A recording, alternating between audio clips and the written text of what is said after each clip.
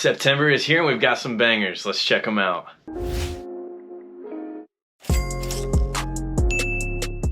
This is your last chance to enter me and Millennial Profits giveaway. The link to join is in the description below. We're giving away Yeezys or a $250 cash option, a Nintendo Switch, $100 cash. That's 25 bucks to 4 different people. We've got 6 winners that are being selected on Thursday, September 1st. So if you want to join, you better hustle up. All you have to do is subscribe to both of our channels, Millennial Profit and All About Sneakers. Drop a like and comment on that video in the description and you're in. I've been filming some really fun videos. I have several that I'm working on right now. So make sure you subscribe, turn those notifications on. You do not want to miss those. I'm also going to be posting a lot of shorts here in the near future. So when you get bored, swipe through those. Check out some sneakers, check out some skits. It's all fun. Okay, as always, we have a bunch of releases in September. I'm going to tell you guys which ones I think you can make some money on. I will mention some of the others because I know they're going to raise question, but there are also a lot of releases this month that I'm going to pass on. We're going to start with September 3rd. We've got 2 pair of Jordans and 2 pair of Dunks that are set to release on the 3rd. The first one I want to mention is the Jordan 5 Low PSG. I'm telling you guys right now, I'm passing on these. It's a good clean colorway. I'm not really into the lows. Some people are and they still bring value to the table, but I don't think this pair is going to. Retail is 200 bucks and resale apps are right around that same price point. So if you want to make some money this month,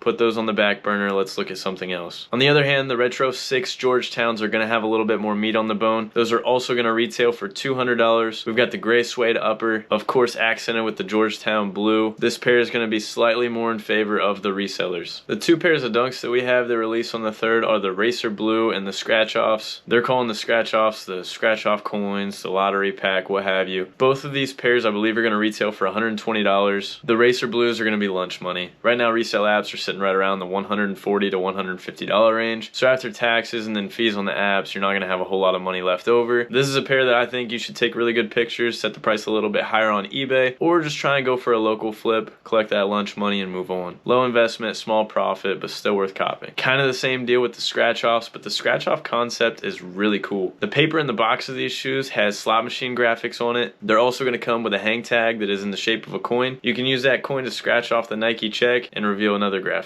Resale prices of these are all over the place. I've seen some sizes getting copped for significantly high amounts. Others look like they might brick, so it's hard to tell on these right now. They did drop these exclusive access on sneakers already, but I think they're worth the risk to cop. We do have one more release on the 3rd. Loaded up on the confirmed app already, we have the Yeezy 350 V2 Slate colorway. Really clean, light upper, black stripe, 350 text down the middle. I think guys and girls both are going to love this colorway. We've seen a lot of the 350s brick here recently. The resale value on these is not incredible. These are going to be a long-term hold, but I've always told you guys that 350s are worth copying. If you want to quick flip these and try and get close to 300 out of them, go ahead, collect your profits. Otherwise, plan on holding these long-term, and whenever I say long-term, I'm talking anywhere from 6 months to even 2 years. It's hard to tell whenever these shoes are going to mature. The market's in a weird place right now. The hype has transitioned over different styles of shoes, but history always repeats itself, so don't sleep on the 350s. Next, we skip all the way to the 10th, the Fire Red 3s, remastered, finally. I'm really hoping that the quality gets stepped up on these, but a part of me thinks and already knows that they didn't. I don't think that the leather is going to be what we want